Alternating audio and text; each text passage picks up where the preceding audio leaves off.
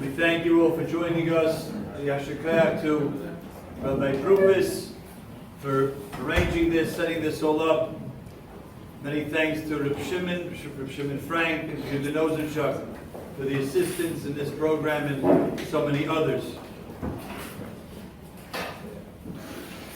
Especially Yashikaya to Rav Shalom Kellemer Shlita and the New Shul for co-sponsoring this first program of this series. And the next few weeks, we plan on having events such as this. And that's really as a little bit of a response, our response to Hashem's calling, the Tkiyah Shofar that Hashem has blown, and a response to that. You know, the pasuk says in Shir Hashirim, Im ta'iru v'im ta'oru es ha'ava ad shetechpots. And the Ramban says a pshat in that pasuk, Im ta'iru, im ta'iru. If we are aroused, we're aroused ourselves, we arouse others, es ha'ava, we want to bring our ava to Hashem. And a lot of times we have an arousal, we have inspiration, we have times where we're inspired to do. And the Ramban says that the pasuk is asher techpots, until you make it into a chayfetz. You have to make it into something tangible. It has to be real. And oftentimes, throughout our own lives, we know we get a hisayrus, we get a sort of an awakening, and we get an inspiration to do things, and we have sometimes many plans, and it fades away, it falls flat. It's not something that comes out into something tangible, a tangible difference, a tangible change. And we're not going to become all of a sudden tzaddikim overnight. I already took care of that, you don't have to worry about that. That's not what Hashem wants from us. But Hashem does want that we do make some change in the huge difference that He's made in world events. He wants us to make a small change for the better. And to that end, we've created this series of different focus groups, sort of, to understand different ways that we can change.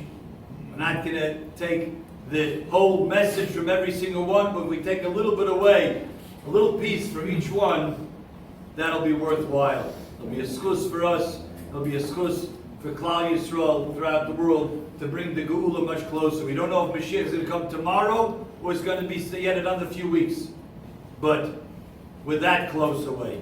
And we answer the call by being able to mechazek ourselves at this time.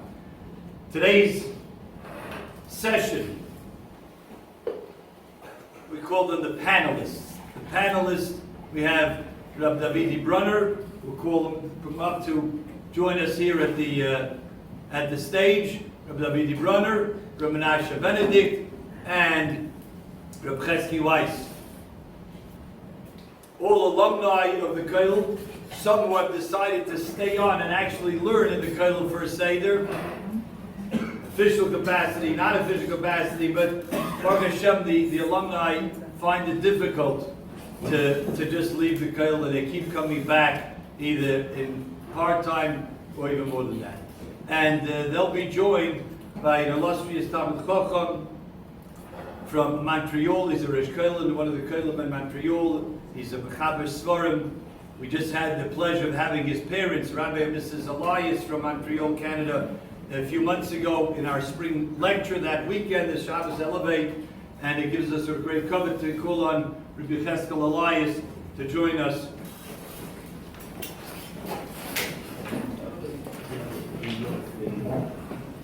Shalom Aleichem. Welcome to Philadelphia. Okay. All right.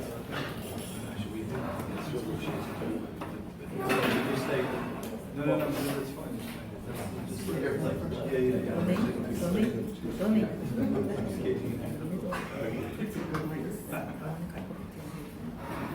Okay. The way it's going to work is that the Chashuva panelists have certain questions that were taken from really what's in a lot of people's minds, and they're going to present it to Rabbi Elias and hear his expertise, his daya, in terms of the hashkafa that he was mekabel from his rebbeim, his parents, and share it with us. If there's time, maybe we'll take some questions from the Tzibur as well. Okay? Without further ado. So welcome up, everybody. Thank you for the opportunity. Thank you for making this work. We've got you for many, many years. Before we get to the question, just a few words of introduction to the topic overall. And really, anytime you deal with questions in anything in life, you really have to have some sort of sense of context of how you are framing what you're dealing with. You walk into a warehouse, you see people walking around, going this way, going that way, moving packages around. Looks like chaos, you have no idea what's going on. If you know what the company does, what they're trying to accomplish, what orders they're trying to fill, or whatever they engage in, and you can start making sense out of it and say, okay, I understand, this is why these people are here, this is why these people are there. I may not realize that every single thing that's going on in this warehouse, I get a general sense of what's going on. So before we get to any questions of what is this doing here, or what is that doing over there, we have to ask ourselves, what is the context overall that we're framing this as? And once we have the overall picture, then we can deal with all the specific questions and nuances and how to address the specific issues that come up. Now, the overall context for anybody, a yid, dealing with any issue in life, be it what's going on, unfortunately, right now, be it past, be it future, the centuries of Yisroel's history, has always been, our framework is the basis, the aleph, the first step of everything we do and begin and how we live. With Emunah to the Kodesh Baruch Hu. Our aleph is, we know Kodesh Baruch Hu controls the world, He creates the world, and He keeps it going every single moment. Without His constant keeping it going, it wouldn't exist. He didn't set it up and let it go and not a pilot Kollel. He didn't let things just run for themselves. He's here every moment keeping it going. And if we exist, if I am here today, that means He wants me alive today. If I woke up this morning, He put me here, and if this building is standing today, it's because He wants it here. So the focus is everything is here because He wants it to be here. If something is happening, and we ask ourselves, well, how could HaKadosh Baruch Hu let that happen? How could this one have sort of Kollel slip by Him? How could it engage in a terror attack? Where was HaKadosh Baruch Hu? It's not the first time people ask this question. Recently people can remember after the Holocaust, we have parents, grandparents who went through terrible atrocities, lived through not one day and not 1 week of atrocities, and people have these questions. But the framework has to be not where was Kadosh Baruch Hu, because He doesn't let anything slip by Him. Everything He does, He's here. If He didn't want it, it wouldn't be happening. So the question is, Kadosh Baruch Hu saw, Kadosh Baruch Hu decided, and Him, in His infinite wisdom, decided this is what's supposed to happen right now. Now, if we do that, it's a little bit painful, because that means it wasn't a fluke, it wasn't random. It's something He signed up on and said, okay, I'm letting this happen. Certainly, every Rasha has his own mechira, he has his own free will, and He will pay the price for whatever he did. Anyone who starts up with Kollel Yisroel will pay the bill. But what happens to us, we have to tell ourselves, because Baruch Hu said it's okay, I'm going to let this one happen. And we have to ask ourselves then, so then why did it happen?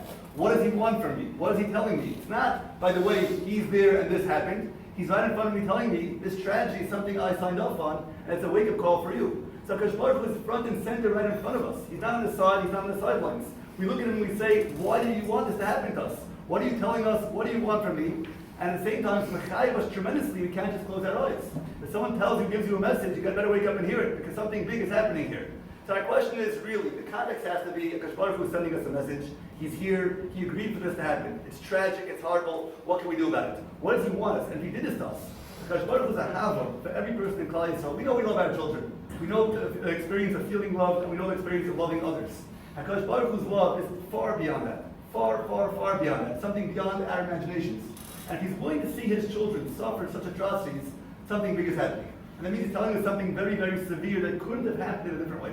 It's a very big wake-up call. So our question really is, what does He want from us? What can we do about it? Do we have the answers? Not necessarily. We can try. We'll do the best we can. We're human beings. We're not Nevi'im, we're not Malachim, we don't have Ruach Kodesh, we do the best we can. We turn to our Rebbeim, we turn to the Messiah of Kollel Yisroel. Kollel Yisroel, unfortunately, this is not, where we've been shaken by this whole event. But really, the reason why we've been shaken is because we've sort of been asleep for the past 50 years. If you look at the history of Kollel Yisroel, this is nothing new.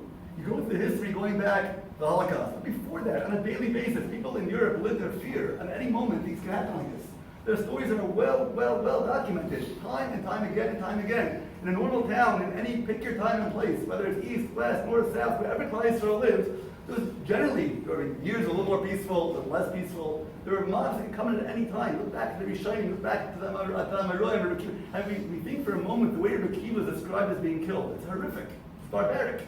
And we sort of gloss over it because we learn Mishnayos and Gemara, and yeah, that happened way back. It didn't happen way back. It's been happening through the course of history again and again and again. This is not one incident. This is part of a big package of what Kollel Yisroel is all about. As a matter of fact, As a matter of fact, not only has it been happening to us again and again and again, it's part of our DNA. Because the Gemara tells us in Yevamos, that there are times when Kollel Yisrael will not or did not accept converts into Kollel Yisrael. During the times of the rule of David HaMelech and Shlomo HaMelech, there was a tremendous affluence in Kollel Yisrael. At that period of time, there was a risk that anybody who was trying to convert and join up with Judaism was really just the purpose of financial gain, affluence, strength of economic clout, or anything else that was there. So we suspected ulterior motives. But the Gemara goes further and says, Ki yaitz in the well, similarly, we will not accept any geir at the time of Mashiach. And here's a little bit startling, because at the time of David HaMelech, they didn't believe what they were doing. They said, I'll sign up to become a Jew. I don't believe it, but I want the money, so here I am. At the time of Mashiach, everybody will realize what's right. They will know that we are the winning team. So everyone's going to want to join because they will see clearly HaKadosh Baruch Hu and His world and the way it's supposed to function. So why won't we take any converts when Mashiach comes? They're all coming running, the Jews, you were right all along. Stop right there, we're not taking you in. You can do what you'll do, you can't be a Jew. The Gemara says, it comes from a pasuk, we learn it from a pasuk, somebody was a gar, somebody went through the status of being wandering through Gulls. Somebody went through what Kollel Yisrael went through, that's somebody who come again. Somebody who didn't experience Kollel Yisrael can't be a Yid. That means part of the fiber of a Yid is going through these experiences, suffering these experiences, and growing through these experiences. You want to come when it's sunny and bright? That's easy. That's not what a Jew is all about. A Jew lives through these experiences of Gullus. We've been created and molded through these experiences of Gullus. We're here today with one more link in this long chain of Gullus, hopefully ending shortly. But this we're here to be doing exactly what our parents and grandparents and great-grandparents did, and that is to turn to HaKadosh Baruch Hu and say, why has this happened to us? Let's do the best we can to fix up what we can and go forward. And I'll end off with saying one thing here, and that is that as much as we look for the answers, we know that our wisdom, intellect, we like to think, if I can explain it, great. If not, it makes no sense. We have this box in our minds, some to different degrees, that I know, I understand. If you can't explain it to me, it's not true. If it looks fake, it must be fake. Not real. It's not legitimate unless I can understand it, grasp it, and really hold it in my mental state and really get it. But we know that Kadosh Baruch Hu knows things far better than us. I'll give you one simple story just to explain the point, which I think is a very simple story, but it illustrates a personal story. A number of my children are asthmatic. And as they grow up, and people have this. One of my children was hospitalized 8 times by the time he turned to a little over 2. The 8th time was the most severe. He ended up right when he turned 2. He ended up we were in New York for Yom Tov, and he ended up in Maimonides in the pediatric ICU for about a week. Now, we didn't know at the time what was wrong, because dealing with the asthma, there are ways to deal with it. We know how to deal with it. It's not a big deal. There are certain levels of intervention, what you do, and you can build it up as you go. And if it's more severe, you deal with it. Something else was blocking here, the medication getting through, and we had to deal with it. So he went in, and they tried everything, and nothing was working. His numbers were totally, collapsing. It was really bad news. Baruch Hashem, he's alive and well today, just turned 9, doing fantastic. And he has no recollection, from what I understand, he has no recollection of his incident. But he just passed his 2nd birthday, and he was in the hospital, and they wired him up to everything under the sun. And he had dry feet, and he had for his feet, his arms, and he had a mask over his face taped down, so he would try to rip it off. His whole body had to be secured because he would naturally try to rip everything off. Okay, as a parent, it's a horrific thing. Sitting here watching him, he's struggling, and he has the hardest part. I'm lying at least. I mean, obviously, the pain is going through his. I was thinking this as the nurse came in the middle of the night, and some are more talented, some less so, and they're trying to put in another line for IV or something, and he already had all these things attached to him. And he was a bit swollen. I'm not to go back home into details. It was very painful. And the nurse tried and tried again and tried a 3rd time to get the line correct. He eventually gave up, and the doctor came in, and I saw when the nurse walked in, he flinched right away. He knew what was happening. He saw what was happening. It would be painful. Now, I'm sitting here as a parent, and he's going through all this things. What can I tell him? He's 2 years old. His total vocabulary was so much, so many words. I couldn't explain to him anything about oxygen. I couldn't explain to him about breathing. I couldn't explain to him about asthma. There's nothing I can tell him. So what should I do? I'm sitting here, and he's sitting here, and I see he's in pain, and he looks at me, and I'm his parent. I'm supposed to be taking care of him.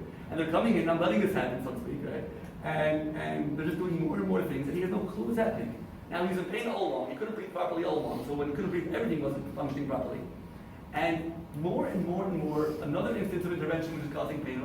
There's nothing I can tell him. Now, the only thing I could tell him was that I'm right there.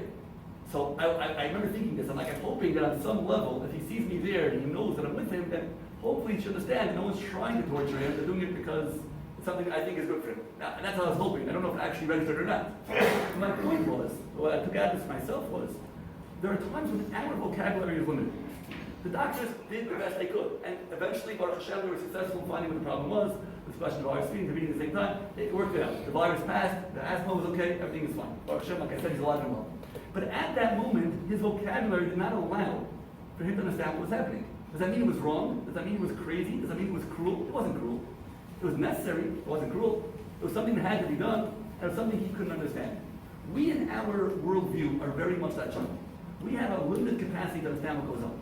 If we were able to see the entire picture, we were able to see and understand everything, hopefully Mashiach comes, we'll be able to look back and understand. Great, fantastic. But we have to realize right now, with a little bit of humility, that if we don't have the right answers, it's not because there are no answers. We do the best we can to find answers, we do the best we can to explain them in our terms. But at the end of the day, our vocabulary is limited. It's not a question of the Kadosh Baruch Hu. It's our lack of ability to understand it. So yes, we'll do the best we can to try to understand, the best we can to do the best we can to understand and grow and live with this and become better people. At the end of the day, it's his Das Elyon, which is so far superior to anything we can imagine, and we're standing back in awe really and saying, whatever the answer is, I know he's in charge, he loves me, he's taking care of me, he's taking care of every Eretz Yisroel, he knows what's best. I'll try to understand it, and I want to understand it, and I have a right to try to understand it. But at the end of the day, I have to have that line where I say, HaKadosh Baruch Hu, the fact is, HaKadosh Baruch Hu knows better, and that is a given. The question only is if I'll be able to see it or not. With that, I think we move on to practical questions. I have to maybe modify how I was going to ask the question. Your Hakdama definitely weaved in some answers, but I think I could word it maybe like this. When addressing this to either students or to children, we encourage them by saying, we say Tehillim, the most well-known and probably popular parak of Tehillim that we say in Kollel is Hine lo yonum v'lo yishon shomer Yisroel. So he says, don't worry. We have a guardian. Hashem is watching over Kollel Yisroel. How do we properly address the question that follows, if it were to follow? Well, what happened on Simchas Torah? Hine lo yonum. So I understand that you kind of touched on them. So maybe it's more local to the pasuk of Hine lo yonum v'lo yishon shomer Yisroel. Not sleeping. So was he sleeping? Was he not? I guess you kind of. Yeah, so this is really going to be a little bit, it's a very difficult thing, because explaining to children, let's say we take a side step and say, so if he knew Leonov Lishon, so the next step is he wasn't sleeping, that means he was there, and he saw it, again, like sitting there, he's there and he sees it. But then you have to explain to children, which is difficult. I'm not in the position of a Rebbe dealing with younger children, but I have to explain to them, what does that mean? So you wanted me to suffer? You wanted someone to suffer? And the answer is, there is sometimes a question. And we know there are some answers we may be aware of, sometimes there's kinds of punishment, sometimes other reasons, there's sort of answers, but on some level it's very difficult to explain to young people. But yes, the other point is that the rules don't change. He's there, he's watching. That's something I point out. We talk about Emunah all the time. So something worth pointing out about Emunah, just to move back for a second, and that is that the Leon means he doesn't flinch, he doesn't get tired, doesn't blink. So when we talk about Emunah, the word Emunah we translate as faith. Right? So if you really think about it, look back to the title. What does the word Emunah mean? So we find that Moshe Rabbeinu, there's a war going on, like Amalek comes to fight Israel. Moshe Rabbeinu picks up his hands in tefillah, and it says he stood there the whole day. They held up his hands were raised the entire day.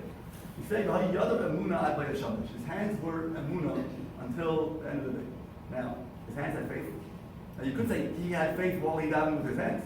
That could be. And he didn't really daven with his hands either. He davened with his heart and his mouth. His hands were part of the tefillah, but he didn't. His hand, Yadav Emunah. What does that mean? So Rav Hirsch explains that Emunah doesn't mean faith. Emunah means something which is unwavering. It doesn't change. His hand did not budge the entire day. So we say, the rules I understand. Everyone sees Hashem doing fantastic. He does the chesed for me. Someone has a miraculous cure. Everyone says, wow, Hashem is fantastic. Thank you so much. When it's dark at night, that's when we tell ourselves it didn't change. It's the exact same thing. So he's not sleeping and it didn't change. The Emunah always shows up when I already know the rules. No, it doesn't start. I think a little bit of help you use a tool. We wake up to Emunah sometimes when we have a tragedy. Someone's sick. Okay, let's go down. Where were you until now? Now, obviously, it's never too late. But the idea is that Emunah is not something that shows up when I'm suffering, when I need something, financial issues. It's not where we should start with our Emunah. Emunah is a way of life. That means every single day when I wake up, Hashem says, I'm putting you here today. You have a job. Get to work. I'm here with you. Why did I put you here? Talk to me. I want to talk to you. So Emunah starts earlier, and we see it in the good times, and Emunah tells us nothing changed. Things happen, things that we know are true. I use the fact that there's a, you know, if you close your eyes and have something in your hand, you let go, right? Without looking, you know exactly where it went, but you can't see it. As a matter of fact, if you took a pen, you threw it up in the air and closed your eyes, you would also know where it went. You'll say it's on the floor, but you threw it up, right? So how do you know what's on the floor? And the answer is because you know that gravity is gravity, it doesn't change. So even if you can't see it, and you can't necessarily explain it, but once you know it's true, it's a fact, it's a given. So the part of Emunah is, look at the good times, and we know the rules. We know Hashem's in charge, he doesn't blink, he's always there.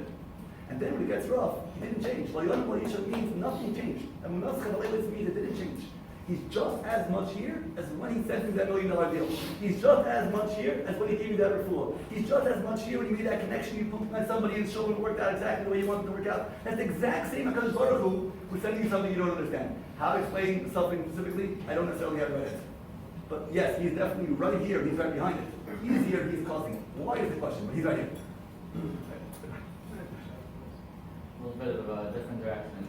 How are we supposed to properly be nice to feel terrible pain that people are going through and still maintain some fun, still do what we're supposed to be doing? There's a tough question because there's a balance here really. In the nice oil, part of our challenge is, the question we asked is that sometimes the nice oil can be overwhelming. If we see what, obviously on some level being engagement, and by what they know, which is its own question, its own right, exactly how much people should be doing these things and everything else. If one who really sees things, it can be exceedingly overwhelming and to the point where you can't function. Somebody who's not engaged in that, and somebody who's not looking at these clips or anything else, may have other questions. Like, I understand it's happening, but it's like sort of detached from me. I think really, again, I'm living in a different city and every place is different, but I think really globally we're seeing the next phase of where we see what's happening in college campuses. In a certain sense, for some people, living things at home even more than what happened over there, because that's over there. That's in Eretz Yisroel. When you start seeing that on the Brooklyn Bridge there's a demonstration, or whatever it is, and you start seeing it all around you, you wake up and say, 1 second, what happens locally in Philadelphia? How many people right now are sitting in this city who will be happy to cheer on what's going on over there? And that, for some people, that's very frightening. It's very frightening. So the different elements of where someone is, there's a balance here. There's a balance between you have to feel it and you have to be part of it. And sometimes, I think the key for many people, and everyone's different, the key is, we hear numbers. World War II, 6 million people died. If you were at 5 million or you were at 6 million, for most people that's a meaningless thing. That extra million people, which it boggles the mind, it's a million people, but it's numbers. It's 5 million, 6 million. But yet you can hear one story, a person who went through the war, and he tells you what he went through, or she went through, and how the family was, fill in the blanks. We all have our stories. And you hear that personal story and what the tragedy they went through. And even if it's not the most horrific story, when it becomes personal, you really feel it. I don't know if there's a way to pick up one family in Eretz Yisrael. You see one family that was ripped apart. You hear one child. Without looking at again, the graphic, gruesome. That's not what I'm referring to. If you could focus, I don't know if this is possible. You could find one person and say, look, this is somebody I'm thinking for, about somebody I'm doubting for. One person's a captain. One child is a captain. I don't know what's going to be with this child, but I'm doubting for this child. In a sense, I think it gives you a focus where instead of just being overwhelmed, there's somebody here, and I want to be here for that person. And it's real because it's tangible. It's not just a number on a paper.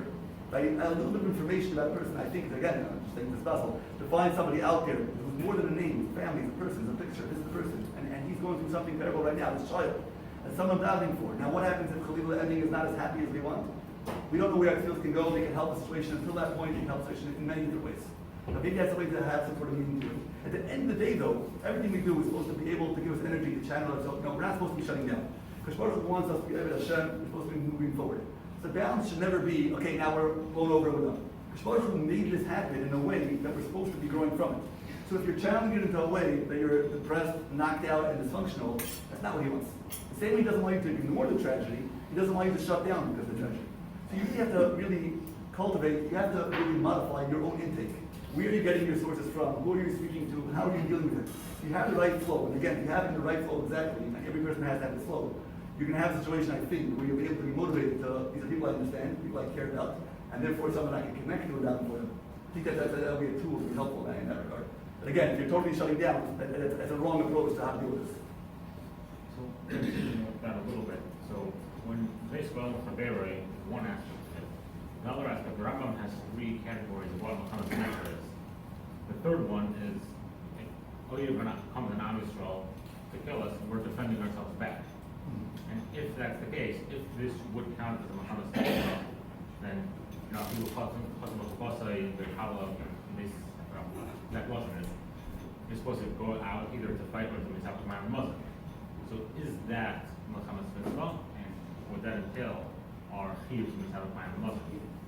So the question is, as far as the national obligation to really step up to the plate to help out, to chip in with this effort. Eventually, there are different levels of war in Yisroel, something called Kollel, which is a war which is not called optional, it's just because you have to ask rishus from proper authorities, federal mandated authorities, to wage a war.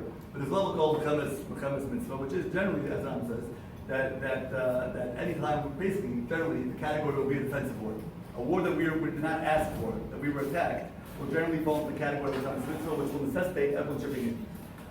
It's a big topic, exactly what the parameters are of the mitzvah. Generally, a strict reading of the Rambam that will fit in. Question, 2 categories, 3 categories, different ways to classify it.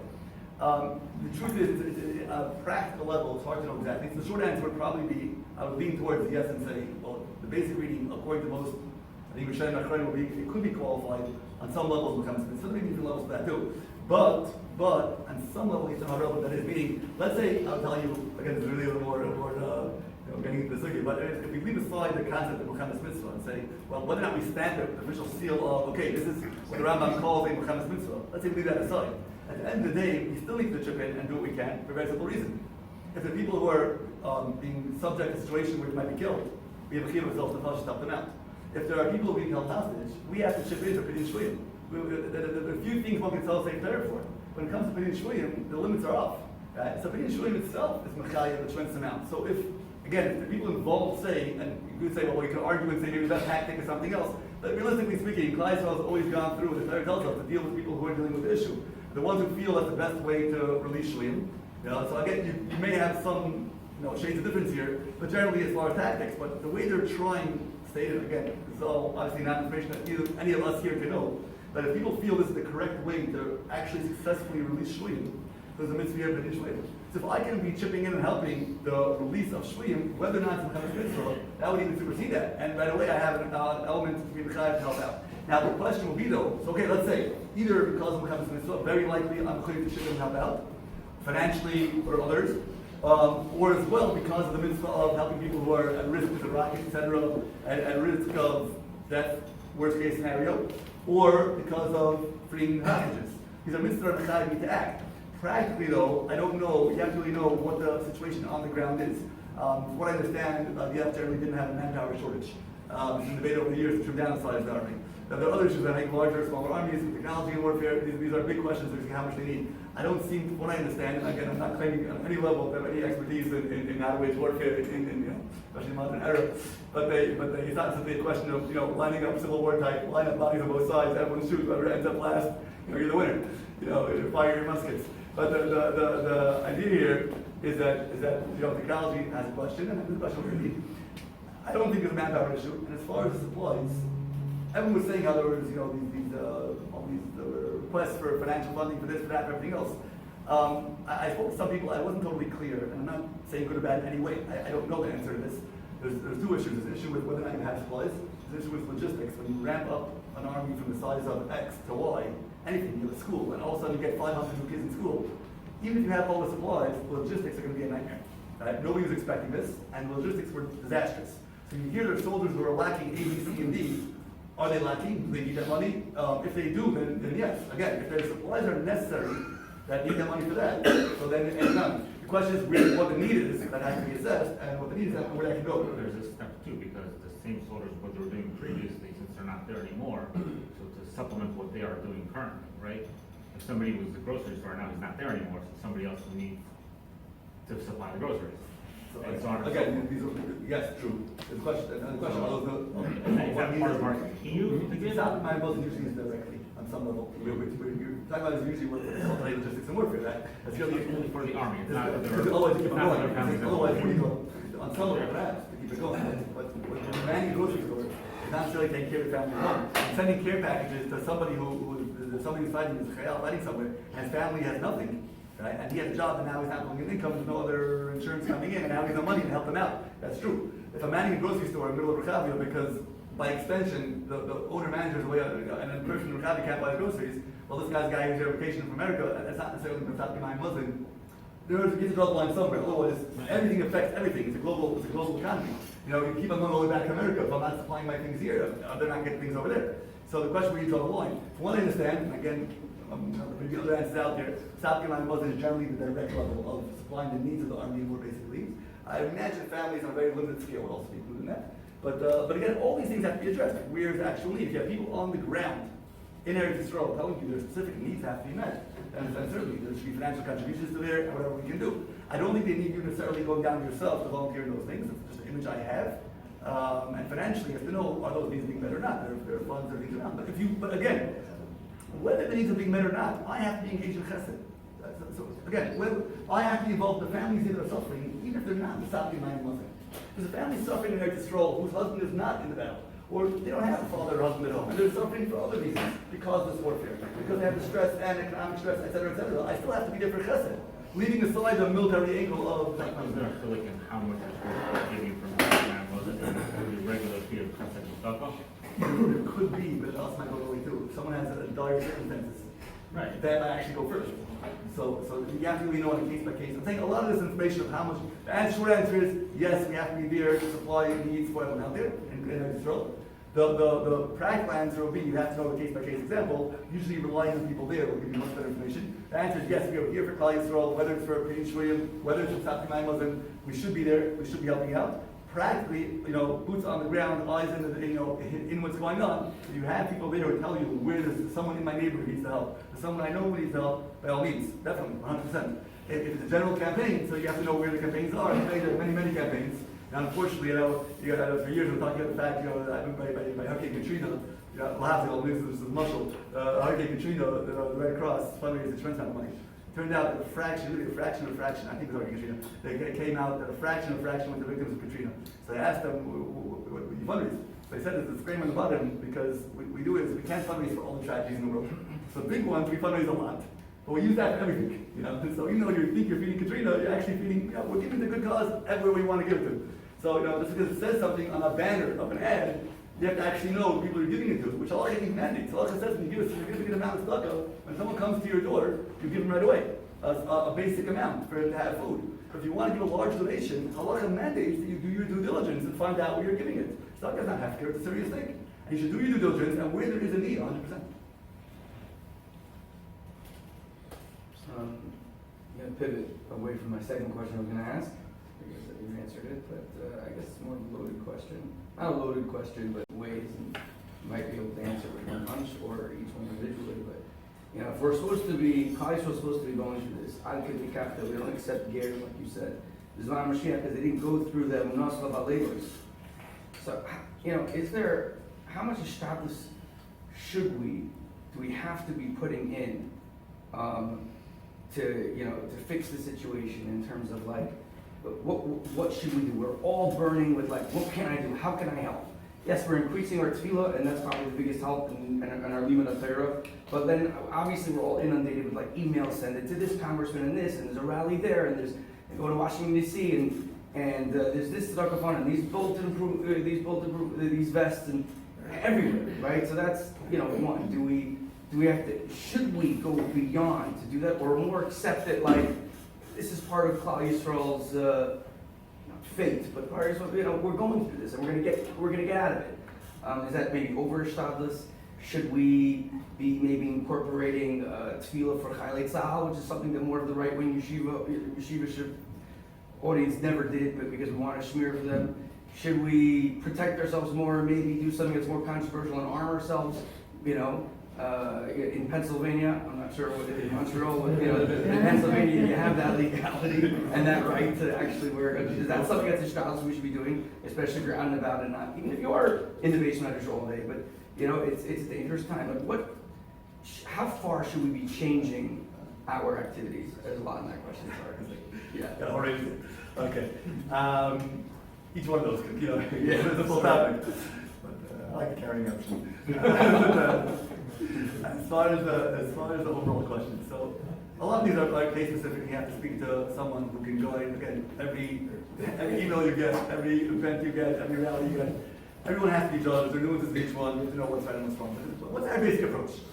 Our basic approach is that there are events that happen, and the story behind the event. That means there's a war going on. There's an event going on, whatever the event is. Or someone has a business deal in his life. It's not only today, it's my whole life. Things happen. There's something we call metaphysical, something behind the surface, which is causing that to happen. So, we can diagnose symptoms. Sometimes we can diagnose a root issue of sickness. There's a root issue and there's a symptoms. Now, you have to deal with symptoms when somebody's sick. But the root issue is what's causing what's happening. So our focus has to be on the root issue. Yes, we deal with the symptoms, but the root issue is really where it's at. So what is the root issue? As a Yid looks at the world, what is the root issue? And because Baruch tells us, if you do this, this will happen. Do this, that will happen. Meaning he runs the world and he wants something. So what does he want from me? Do I think for a moment that the reason why he allowed the deaths of over 1,400 people on that day was in order that he wanted me to write letters to my congressman? That's all he wanted? Right? It's worth thinking out. Right? It's not the growth in life he wanted from me. To write 2 letters, to attend a rally. I'm not saying we shouldn't do that. But again, there's symptoms we have to deal with.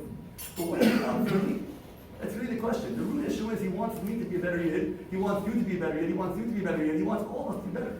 The people who are holding at level 0 should move to level 10. People at level 30 should move to level 40. The people who are holding at level 99, they have to get to level 100. Wherever we are is a ladder to climb. That's what he wants.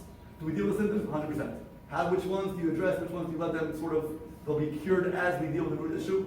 No, doctors assess that. They say sometimes deal with the main thing, and then the rest will fall aside. Sometimes you have to deal with the other ones because they can develop into a more serious issue. That takes doctors, and that takes your Rav, your Rebbe to tell you in each case, I think, in many cases. But the root issue, we have that balance. There's the root issue and that. So what is the root issue? So we have Tefillah, and we have Torah, and many other things. Really ways, and you're looking for something to do. One of the Rebbe's Krikwitz always says that before Shoshana, everyone looks to make a Kabbalah. For some reason, we're always makabel to do more of what we're good at. He says, instead of challenging what we're not good at, like someone learns the whole day, okay, I learned an extra 10 minutes. Right? But your job is Shkir's lesson, that's where you're struggling, right? So how do you focus on that? Think, what would make me the better person? Who I am, who I am. This is my package right now. And this is a personal question. I read one of them, we can ask about Shimon Elster. She would always tell me all the time, he said, Baruch was capable of giving multiple messages at once. The message for you is not necessarily a message for me. So he says, the reason why this happens is because, read the banner headline, the message for you is for you. What you need to fix is not what I need to fix. Sometimes, for a community, there is something the community overall is doing wrong. That's true. But very often, each one of us has things we have to fix. I have to ask myself, I'm not asking what does the world have to fix. I'm asking what do I have to fix. So there's certain basics. There's tefillah, which is always a way of developing it. The short answer is coming closer to Kodesh Baruch Hu. Through tefillah, through Torah, there's a balance between tefillah and Torah. Torah is a remarkable shield to all of Yisroel. Tefillah, what I call it, a targeted missile directly at your issues. The place for each one of them. And not just to say the words, but to say when you say that to B'dil Tehillim, you're walking out of shul in the morning and you're rushing and taking off your tefillin. So, okay, I said it. Right? How about taking at least one pasuk and thinking what it means? And then it struck me, going through control ayin tests, said by many people, and other people, we say ones that are sort of targeted towards Eretz Yisrael specifically, and many of them describe things that sound to us, like from the Middle Ages, and all of a sudden today, the graphic details in the pasuk which we saw for real. Right? These are things that hit home. So think about it and take meaning out of those psukim. Was very, very powerful. So when you get to step 2 of the symptoms, so again, she had a letter, I think there's a level of shtadlus, and I think things are easy and meaningful. Generally, shtadlus, which is a huge topic. General shtadlus, with things that are practical, the clear goal, are generally usually within shtadlus, and things that don't have a clear, more shot in the dark things are not necessarily within the realm of shtadlus. Both those need a lot of fine tuning. Coming to a logical extension of what you're supposed to be doing, that's what it is. There's a specific bill coming up in Congress that takes email right a minute, and we know that congressmen respond to their constituents. It's a vague thing about general support, which the end goal is just another resolution which will be meaningless. I don't know that necessarily, I don't think it's a bad thing, but I don't necessarily know that will go into the category of shtadlus because there's no clear goal what I'm trying to accomplish. But at the end of the day, the shtadlus range is the lower level range, that's the symptoms, and the internal range. I'll point out one thing as far as the Torah and tefillah. Again, the main thing is, by tefillah we know, Rachman Ali Babai, because Baruch wants our hearts. The words are exceedingly powerful. The Farshim all speak out. By Yaakovinu, by Shechem Echad, B'chavi B'kashti, he compares tefillah to a sword and a bow and arrow. 2 ways that tefillah works. Famously, the Farshim speak out, why is tefillah compared to a sword and a bow and arrow? He says a sword, a knife by definition, is sharp. That's what it is. And if you touch it, you'll cut yourself. You touch it the wrong way. It doesn't require any strength or effort. If you have a bow and arrow and you touch it, not much will happen. Unless it's really sharp at the end, not much will happen. The power of archery is that when you pull back and shoot, that power that's vested within the arrow will cause damage when it reaches its goal. Tefillah works in 2 ways. There's a natural power in the words, like a sword. That natural power does something. It creates an effect, whether we see it or not. It will create a real and tangible effect. There's another way to daven, and that is my emotion. So we have words that are powerful, and my emotion, like the arrow pulling back, and as powerful as I put into it, that's what will come out of it. Both those are true. When we daven Shemona Esrei, the words are mightily powerful. And there's so much, you open a tour, you look through the words of how many words are each bracha of Shemona Esrei, because, a simple thing, the Gemara tells us that how come the 8th bracha of Shemona Esrei is Rufeinu? 8th bracha, why did it bring Rufeinu? The Gemara tells us it's a tefillah that every morning we're davening for the kids who had a bris that morning. Yeah, because tefillah, milah b'yom hashmini, so the 8th bracha is Rufeinu. Now how many times do you think about during Shemona Esrei, during Rufeinu? You know, maybe somebody in Tallahassee made a bris this morning, and I want that kid, he's a yid, he's my brother, I want to have a push lema.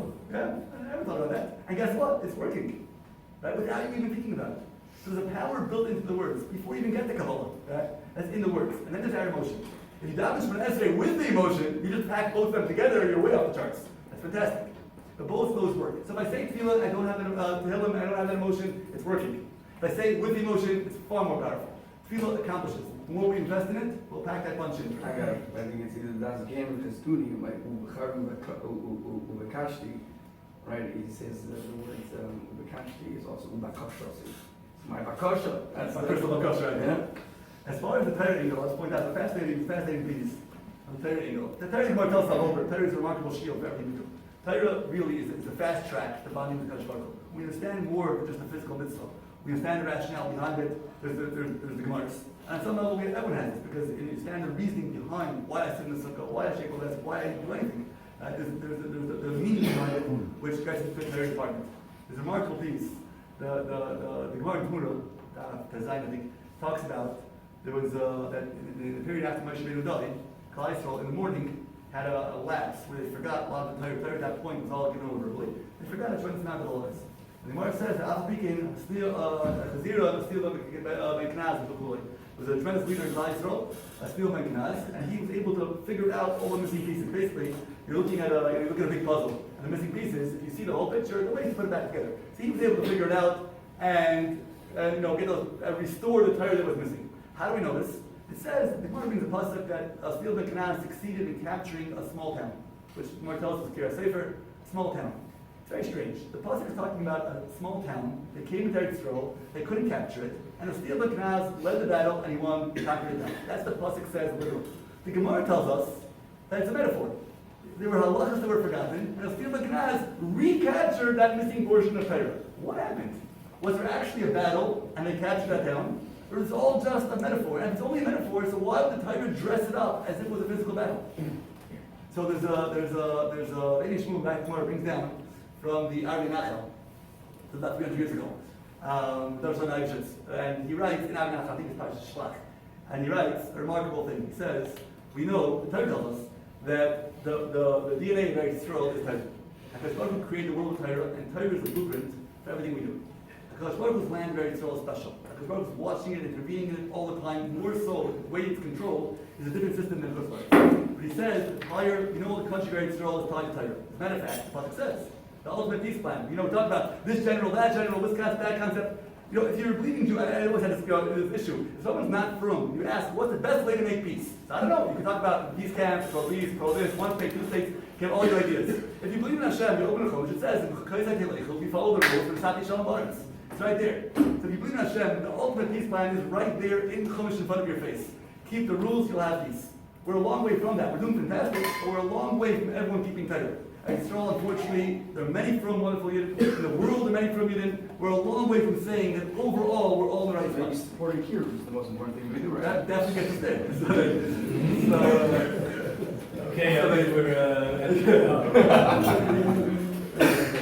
So, and Rashi says on that, Sh'ti Ovei L'Torah. What do you mean to follow my rules? If you learn Torah, you protect Eretz Yisrael. By the way, it's a remarkable thing, because all my ideas about what they should be doing in Gaza right now, if I think the best way is this or that, at the end of the day, the Noah's not calling me up, he's not asking anything. Even if I'm convinced I'm right, he's not calling me up.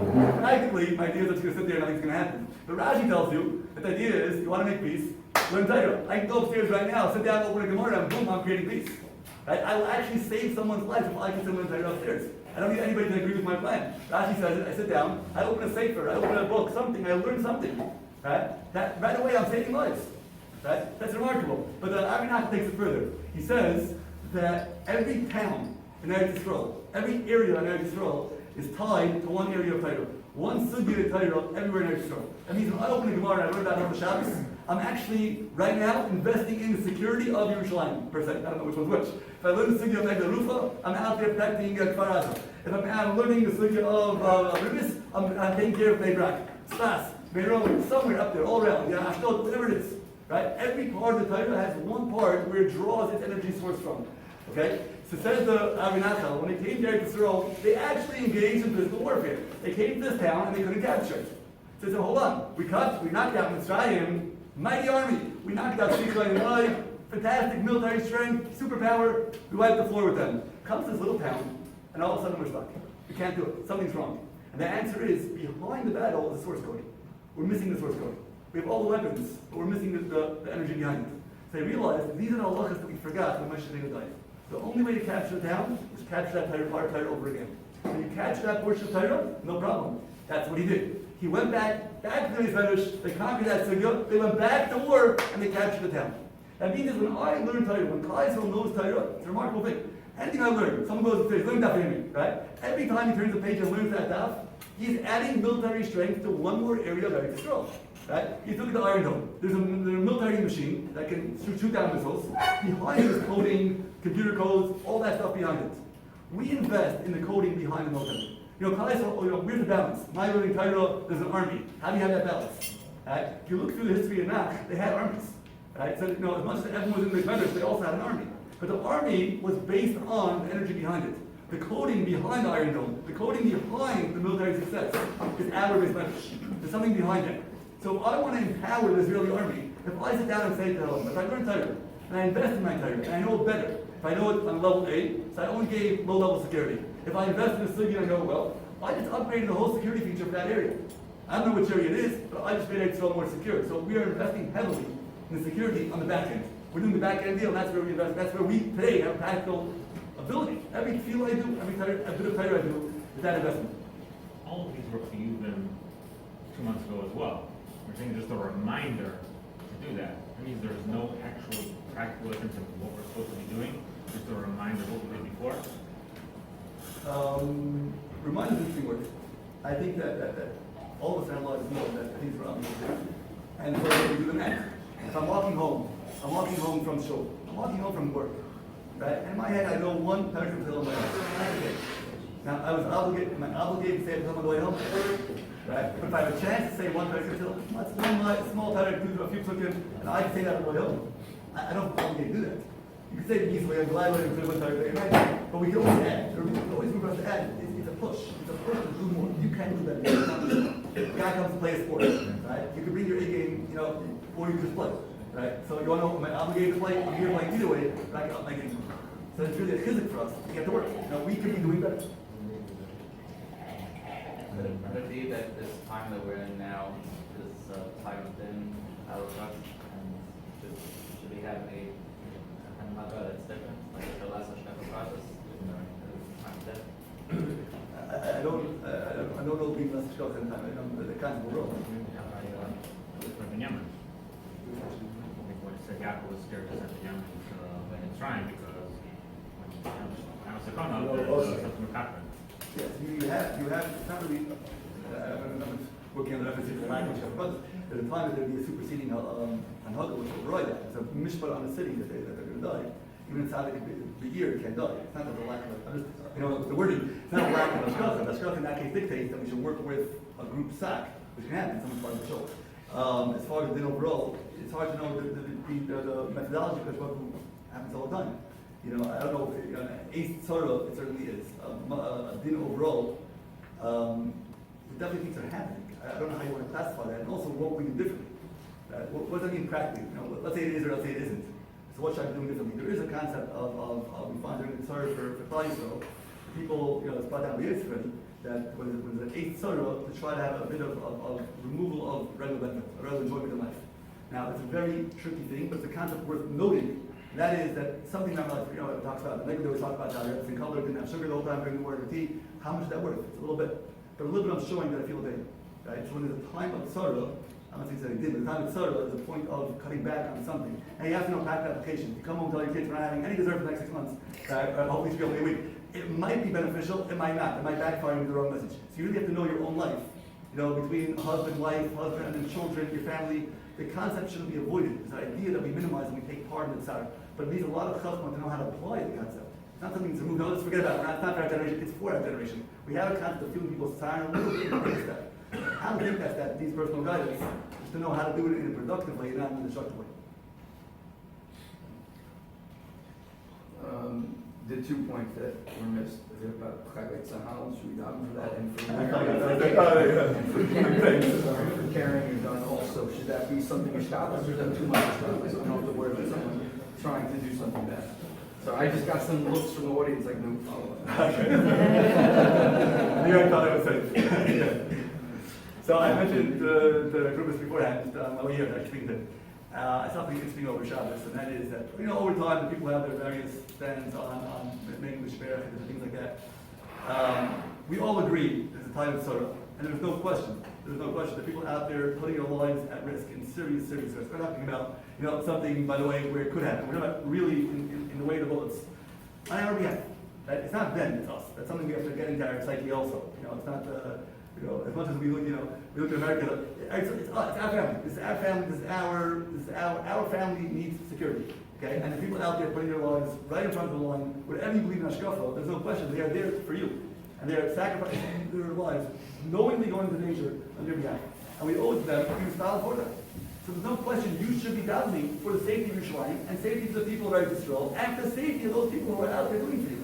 The question only is, in what method should you be doing that tefillah? There's no question at all. You should be being this fellow. You should be davening for them. If you want to know this version, or that version, how to do it, there's the details. The answer, the first thing is, first and foremost, you need to be davening for Kollel Yisrael, especially for the ones who are out there for you. No less than anybody else who helps you in life. And kolshkein when they're putting themselves in danger. That's a basic. Now, how do I do that? So I want to say the Mishperach Chatzal, official contact. I was in a shul in Lakewood this past Shabbos, a very large shul, very well-known shul in Lakewood, and they have never traditionally said a Mishperach Chatzal, and yet this Shabbos they actually said Mishperach. Now, just in the way they did it, rather than using the exact text of what's printed in some story, they actually had their own nusach, which is written. I've heard it was written by Rebelsky. There are other versions. Those are details. The focus is I'm a Yid, or Yid out there fighting. How I do it, that's very detailed. And we shouldn't get caught up in the details and worked up and say, oh, I do it this way, you do it that way. Those are mundane, small, petty details. The answer is, I'm a Yid and I care for Kollel Yisrael, I should be doubting for them. How I do it, work it out. The main thing is doubting for Kollel Yisrael. As far as the guns, okay? As far as the guns. So there actually halachas about walking into the shul with the guns. It's a serious issue, you know, coming in. If it's concealed, that's a different story. I don't know what if you want to come in, you know, carrying fully loaded, like, you know. But that is also a problem. It's actually machlokes among the halachic authorities. If you have a choice of coming into a shul with a gun or missing a minion, which one is better up? It's not a clear answer at all. But you can have a place, a building piece, a shul, which is meant to be married to shalom ba'olam, is not a place for warfare. Therefore, that's a general thing. But what about security? So you have to know really, is there a real threat in your area or not? Now, obviously, steps have to be taken. You hire security guards. Generally, they'll do the trick. I have my understanding, you know, not you know, in each neighborhood to know where, you know, what that neighborhood you live in. I tend to think it's a pretty upscale neighborhood. I don't think there's a tremendous risk of mobs coming down here like that. If there's a lone wolf, someone comes down, usually having a security guard will suffice. But to start changing the way we have our approach to this strategy is not to be military, and we have a code called Yaakov That's an overall approach. On the other hand, self-defense when it's necessary, there's an element of self-defense, which could be argued for. That's an open debate, or an open question, and there's guidance on that. But usually I think the answer to the question won't even come up, because it can be very easily addressed by having proper security outside. Most shows will do that. The higher security companies, security guards, the government usually grants for these things. That will usually be enough to cure the problem, and therefore the question will not necessarily need a change in the margin, what we usually do. In general, we will having in houses. That answers only davening in a shul with proper security guards. Again, Let's say it's outside of shul. Let's say you work on a college campus. Let's say you work in Center City. Let's say you work anywhere. You know what I mean? Like, if you work in a place that needs it, I probably want to revisit where you work. You know, you might need it then. You know, when people work in diamonds, I know people personally who work in diamonds who carry. That's because it's part of the job. You know, so then you have to know based on your trade. As an overall approach, I don't think we're hoping for changing that. If you're in that position, you might. Thank you very much.